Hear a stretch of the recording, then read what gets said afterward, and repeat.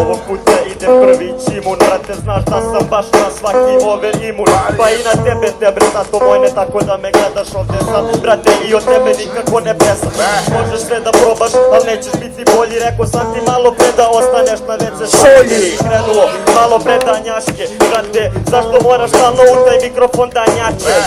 Nešto se vrtiš, na glavi dubiš, brate, mogu da te spurnjam kao jedan dubi. Razumeš, brate, tu sam sve imam u bugli, svaku lajnu spremnu, kretenu, brate, pali odavde i jebaću ti ženu. Brate, znaš, brate, da žemo, pogodio sam temu. Aplauz.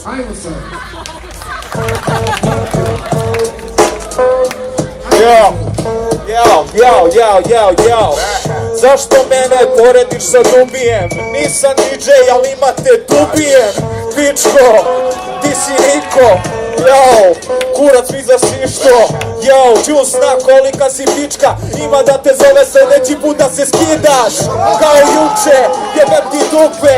A, brate, jebeno si super. Da je 2000 duga slikopise za kupe. Jao, jebeno si prelep. Šta se to rimuje, ne znam, izgubim se sa bine, Ajde sudije, da li je ovo dobro ili sam iskenio još jedno govno, jer je ovaj 15 puta pomenuo WC šolju i nećeš da mi jebeš drolju, puši kurac. Evo lepo opaske na kraju, ajde prvo sad čujemo za Vičketa. Opa, idemo lepo, a sada Čivu na over.